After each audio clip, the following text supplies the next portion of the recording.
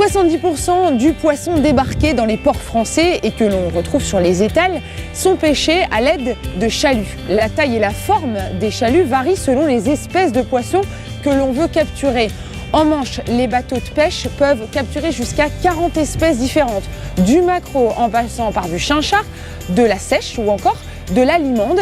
Mais contrairement à ce que l'on peut croire, la réglementation ne permet pas de conserver toutes les captures. Expliquez-nous pourquoi toutes les espèces capturées ne peuvent pas forcément être débarquées. Alors 3 raisons principales à cela. Une première raison qui est d'ordre réglementaire, les pêcheurs sont encadrés par des quotas, des compositions de capture, donc tout ce qui ne rentre pas dans ce cadre doit être rejeté à la mer. Une deuxième raison qui est une raison économique, toutes les espèces capturées ne sont pas commercialisables, ne sont pas acceptées ou désirées par le consommateur. Tout à fait. Et une troisième raison à cela qui est la sélectivité des engins de pêche. Certains des poissons capturés sont trop petits et donc doivent être rejetés par les pêcheurs. Voilà pourquoi les professionnels s'efforcent d'améliorer toujours plus leurs outils de travail. L'objectif, c'est de pouvoir sélectionner des gabarits de taille bien précise. Qui plus est, à partir de 2016, l'Union européenne va interdire progressivement aux pêcheurs de rejeter les espèces sous quota. Il s'agira donc de trier dans le fond et non plus sur le pont. On appelle ça la sélectivité.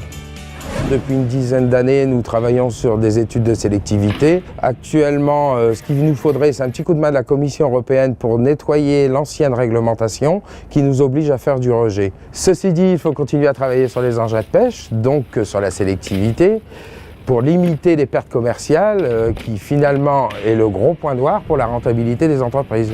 C'est une démarche totalement innovante, avec notamment le projet SelectFish, qui donne toute l'ampleur de ce que les modes de pêche seront demain totalement différents, une plus grande responsabilité sur une pêche durable, responsable, et les professionnels en sont en quelque sorte les ambassadeurs.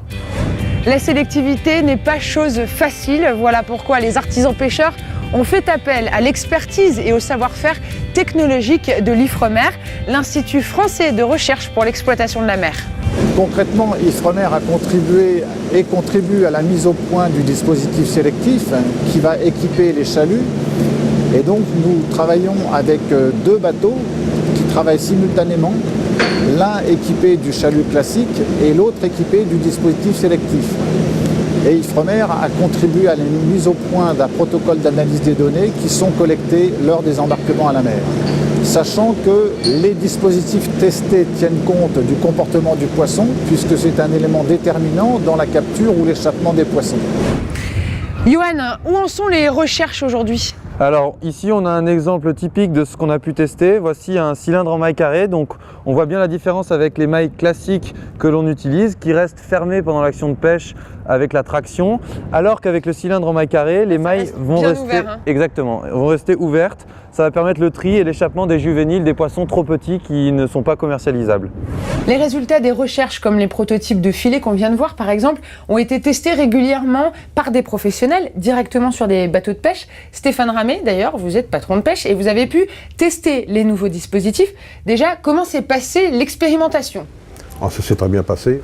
Pour le cylindre, on a eu entre 20 et 40% de rejet en moins, donc une bonne chose.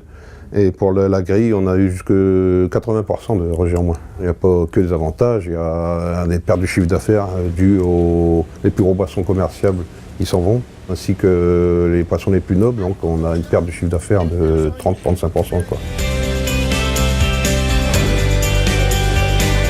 Les pêcheurs de nos côtes ont, à travers des actions comme SelectFish, amélioré la sélectivité des captures.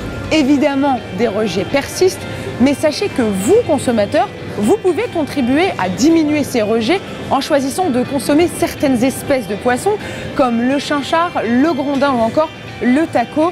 Mais n'oubliez pas, il faut surtout consommer ces poissons à la bonne saison.